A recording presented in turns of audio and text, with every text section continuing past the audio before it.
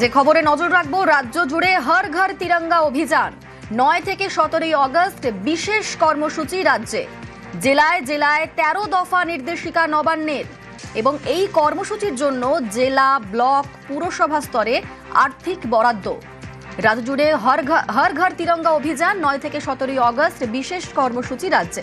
আমাদের সঙ্গে সোমরাজ রয়েছেন প্রতিনিধি। সোমরাজ, 13 দফা নির্দেশিকায় কি বলছে নবান্ন? দেখো, রাজ্যের তথ্য সংস্কৃতি দপ্তরের তরফে যে নির্দেশিকা বিভিন্ন জেলায় জেলাশাসকদের পাঠানো হয়েছে, সেখানে বলা হচ্ছে যে আগামী 9 থেকে 17 আগস্ট পর্যন্ত সারা রাজ্যে হর ঘর তিরঙ্গা কর্মসূচি পালন করতে হবে। মূলত দেশপ্রেম, জাতীয় ঐক্য এবং জাতীয় পতাকার মর্যাদার প্রচারই মূল লক্ষ্য হবে এই কর্মসূচি। প্রত্যেকটি দপ্তর, জেলাশাসকের দপ্তর, কলকাতা পুরসভা, পঞ্চায়েত, বিভিন্ন পুরসভা, শিক্ষা প্রতিষ্ঠান এবং সাংস্কৃতিক যে সংগঠনগুলি রয়েছে, এছাড়াও সাধারণ মানুষকেও এই কর্মসূচিতে যুক্ত করা হবে এবং এর জন্য বিশেষ আর্থিক বরাদ্দ রাজ্যের তরফে করা হচ্ছে। প্রত্যেকটি জেলার জন্য 1 লক্ষ টাকা, প্রত্যেকটি মহকুমার জন্য 50,000 টাকা, প্রত্যেকটি ব্লকের জন্য 20,000 টাকা, প্রতি মিউনিসিপ্যাল কর্পোরেশনের জন্য 1 লক্ষ টাকা এবং প্রত্যেকটি মিউনিসিপ্যালিটির জন্য 20,000 টাকা করে আর্থিক বরাদ্দ করা হয়েছে এই কর্মসূচি আয়োজনের জন্য। এই কর্মসূচি আয়োজন কিভাবে করা হবে তার জন্য বিস্তারিত গাইডলাইন দেওয়া হয়েছে, যেখানে বলা হচ্ছে প্রত্যেকটি জেলার, মহকুমার, ব্লক এবং পুরসভা স্তরে জাতীয় পতাকা নিয়ে বৃহৎ র্যালি করা হবে এবং পদযাত্রা আয়োজন করতে হবে। পাশাপাশি এটাও বলা হয়েছে যে স্কুল কলেজে তিরঙ্গা থিমে সাজসজ্জা হবে, স্বাধীনতা সংগ্রামীদের উদ্ধৃতি, বন্দে মাতরমের বিভিন্ন অংশ প্রদর্শন করতে হবে এবং দেশাত্মবোধক পরিবেশ তৈরি করতে হবে স্কুল, কলেজ, বিশ্ববিদ্যালয়।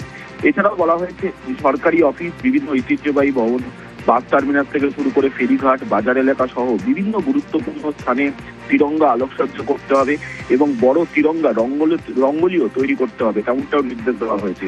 এছাড়াও সরকারি অফিস, শিক্ষা প্রতিষ্ঠানগুলিতে বন্দে মাতরম ও দেশাত্মবোধক গান চালাতে হবে এবং সাংস্কৃতিক অনুষ্ঠানের আয়োজন করতে হবে।